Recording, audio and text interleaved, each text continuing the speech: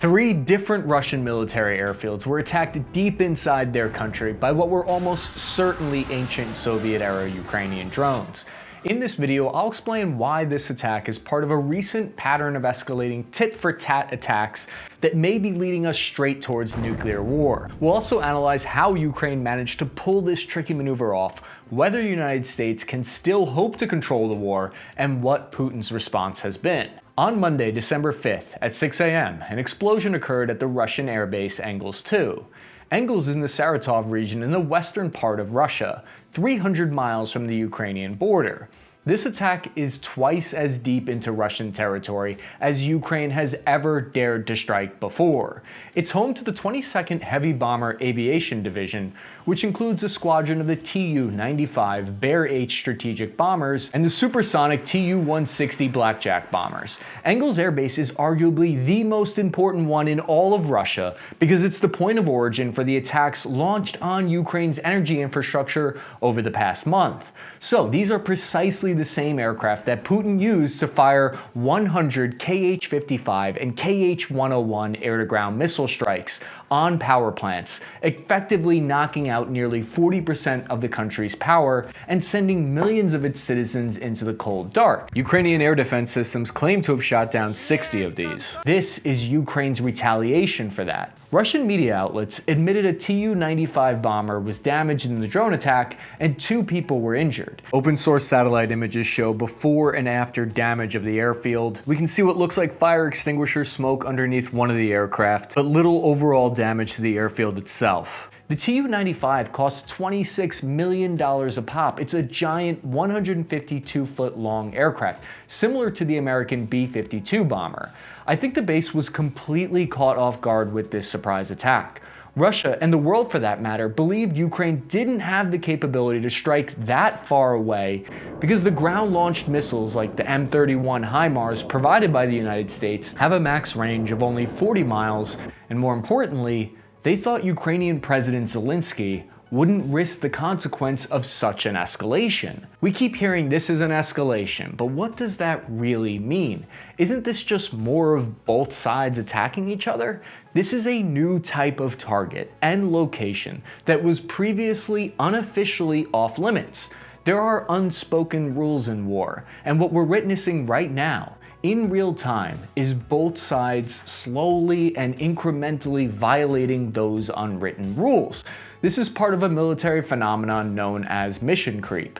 Not the creepy guy Carl in your platoon. Mission creep is defined as the incremental expansion of a mission beyond its original scope and ratchet effect spawned by initial success. I'm not saying if Ukraine is justified or not by increasing their scope of targets to new attacks. I'm saying that this is part of a clear pattern of escalation on both sides, and the United States is playing a role in this mission creepiness by providing increasingly powerful weapon systems to Ukraine. Which brings up the obvious question, what are we escalating towards? Well, a few days directly after the Ukrainian strike on these air bases on December 9th, there was breaking news that Russia's President Vladimir Putin said he was considering updating their strategy to include a preemptive nuclear strike. You see, in the Soviet Union's final years, they adopted what was called a no first use policy in 1982. Since then, Russia's nuclear doctrine has flip-flopped a couple of times, but until these recent statements, it was understood that Putin would only use nuclear weapons in response to an atomic attack, or if there was an existential threat against the entire country's existence. The United States government has been playing it cool, claiming that they weren't involved in planning of this attack deep within Russia. Secretary of State Antony Blinken gave a statement in response to the attack, trying to distance ourselves, saying, "We have neither encouraged nor enabled the Ukrainians to strike inside of Russia." So this raises questions about the United States' ability to control what the Ukrainian military does. This statement by the Secretary of State makes it seem like we have little control of this situation that we're actively funding. More evidence that we don't have a handle on the situation comes from the Pentagon's own spokesperson, Sabrina Sang, who said, quote, "They are making the decisions on the ground in terms of targeting, in terms of when they conduct an operation.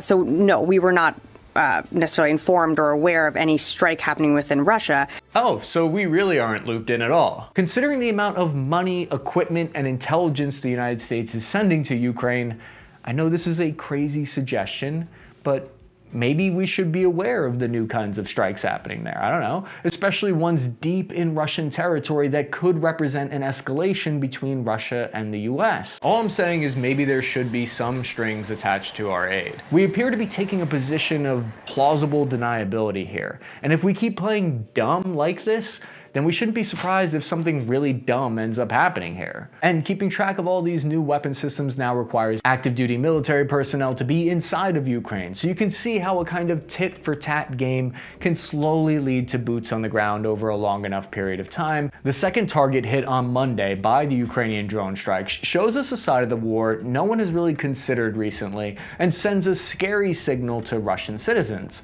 It was the Dagliolov Air Base, located in Ratcheting, less than 150 miles southeast of the Russian capital in Moscow.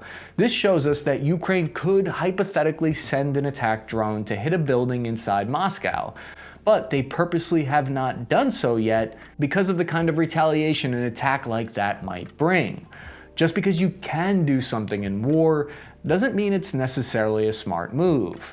And Dagliolov is home to the 203rd Independent Tanker Aviation Regiment, which primarily supports Russia's long-range bomber missions, making it incredibly important to their bomber missions logistics and infrastructure. According to reports, the drone strike hit a fuel truck that exploded and damaged nearby aircraft.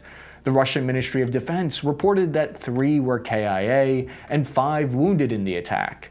Satellite images from NASA's firm fire alert system of the area indicated strongly that at least one of the Tu-22M bombers at the airbase were damaged. The third strike happened at the Kalino Air Base in Russia's Kursk region, 60 miles from the Ukrainian border, blowing up a fuel storage depot there.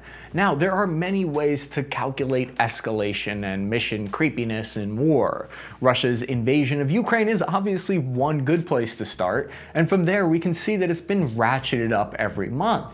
Zelensky's attack on the Kerch Bridge in Crimea, Russia's mobilization of 300,000 citizens, Putin's attack on Ukraine's energy infrastructure, which was previously off limits.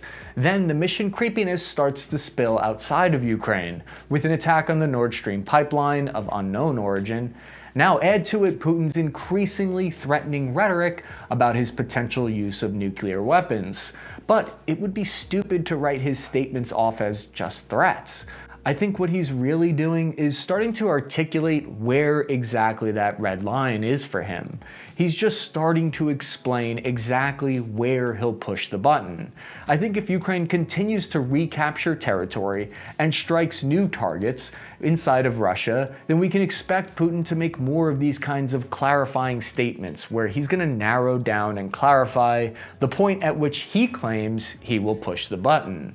I think it's important to point out that Ukraine didn't actually take responsibility for this attack, so we don't know who did it, but presidential advisor Mikhail Podolyak tweeted a hint that same day with a metaphor that doesn't really work in English, but basically what he's saying to Russia is that what you put out into the world is what will come back at you. He's basically saying this is karma and you get what you ask for. Russian military veterans who are blogging from the front lines and have tremendous influence in Russia, they posted suggesting that these attacks were done by Ukrainian special forces deep within Russian territory that are still active there, and that there's no way that these Ukrainian drones were able to travel 300 miles and evade anti-air systems. So the question of how dire their anti-air defense systems are is still up in the air. The fact that Ukraine pulled off this attack deep within Russian territory without US help is clear because Zelensky has previously specifically requested long-range attack drones from the United States, but he was denied. The US Air Force had a plan, in fact, to send Ukraine their old Reaper and Gray Eagle drones, but this was also turned down precisely because the United States did not want Ukraine striking in Russia and escalating the war. Before we jump into how Ukraine pulled this attack off exactly, let's look at their drone strategy up until now. I spoke directly with Serbian sniper named Dijon, who fought on the Russian side as a regular soldier against Ukraine in the Battle of Kiev early in the war. Can you elaborate a little bit about how drone warfare has changed war? In the very beginning, we used to do a recon by old-fashioned foot. So we went into, let's say, a wood, try to investigate, is there any enemy soldier? But right now, we do not do that anymore. Right now, we are using drones and even a small Mavic 3 DJI quadcopter is much better option to use for the recon missions. And I have to admit that Ukrainians are pretty skillful in using those drones. They have much more than we have. Types of reconnaissance and attack drones used that we were talking about here often don't have any of that annoying arms deal oversight. They can be bought directly online through a Chinese website or wherever you like. Arms dealing has really changed since the simple days of Victor Bout. But was this really the first time Ukraine has attacked a target deep inside of Russia? Very early on in the war, Ukraine targeted the Miliarov air base less than 20 miles from their border, with what was believed to be a short-range ballistic missile at the time. If you're under the impression that I mispronounced that Russian city, why do you think I go by Chris Cappy? It's because I can't pronounce my own Italian last name. Capelluto? Capellu? I don't know. You may remember that early on in the war, Ukraine found success using the famous Turkish Bayraktar TB2 drones to keep Russian forces at bay and to attack deep behind their supply lines. Whatever happened to those things since then? Well, apparently those drones are no longer being used by Ukrainian forces since August. This could be for a few reasons, right? It could be because Russian forces are getting better at using early warning radars to locate drones. It could be because they have better electronic warfare weapons that are now being deployed to jam and interfere with these transmissions. And Russian media has speculated that Putin may have forbid Turkey from selling more of the TB2 Bayraktar drones to Ukraine as part of their gas deal that they negotiated. We know the accuracy of Ukrainian artillery is greatly increased by coordination with drones. Have you noticed Ukrainian training skills change since 2014? In regards to artillery, I can say that there is a huge quantum leap, we can say. They are at least 10,000 times more precise than they were in 2014. You cannot compare those two armies in that regards. They become much more precise and they are utilizing artillery in excellent manner. So this kind of attack has been commonplace throughout the war, but it's always been limited close to their border. So there are people likely in the comment section now who will claim that this isn't mission creepiness.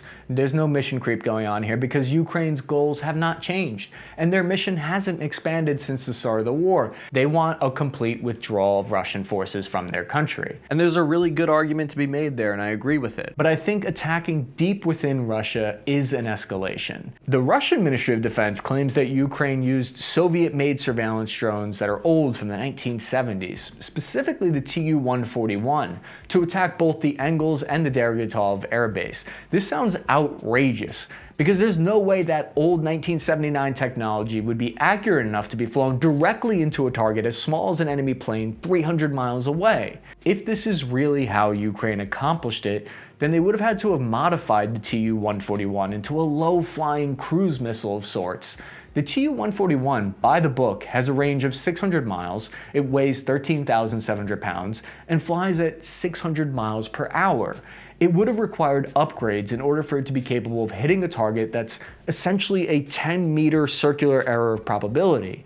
Watching the YouTube channel Backyard Science makes me think that some clever engineers could possibly modify the Tu-141 to do that. The other evidence is that in March, a mysterious Tu-141 drone armed with a bomb flew into and crashed in Croatia's capital, confusing everyone at the time. No one knew for sure what the hell was going on back then, but in hindsight, it was likely an early failed test of the Soviet-era drone's ability to kamikaze attack.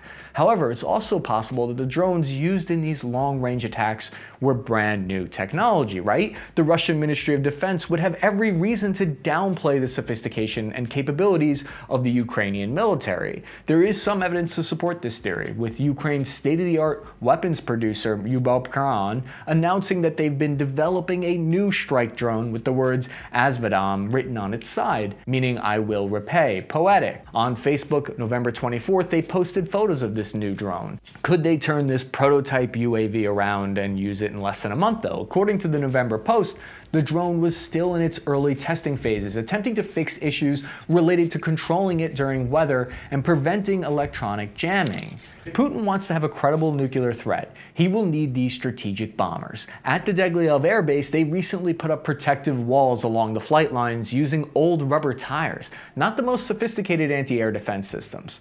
So how much has this attack degraded Russia's ability? The Russian Air Force could be forced to disperse their long-range Tu-95 bombers to other locations, that's possible, but they have between 50 and 60 of them operational right now in their arsenal, although it could force them to have to reallocate air defense systems that are currently protecting their frontline troops in Ukraine. Or they would have to choose to leave their air bases vulnerable. As analyst Russell Leviv told the Washington Post, Russia and Ukraine have a finite number of these, and Russia already removed some of these systems from Syria to put on the front lines in Ukraine earlier this year, showing how short-handed they are with their air defense abilities. These strikes might not have caused a ton of damage, but they provide the kind of morale boosts that are vital for Ukraine as the war stretches into the winter, and talk about how Ukraine should settle and how they should negotiate is going to start to ramp up. There are convincing arguments on both sides about whether or not it's in Ukraine's interest to come back to the negotiating table with Russia at this point, and we can take a deeper look at that in another video if you're interested. To be fair, this war has not been a straight line of escalation. There have been some pressure valve releases, right? Turkey helped mediate a deal between Ukraine and Russia to allow shipment of grain to Africa. United Arab Emirates and Saudi Arabia helped mediate a deal between the United States and Russia for a prisoner exchange where we got back WNBA player Brittany Griner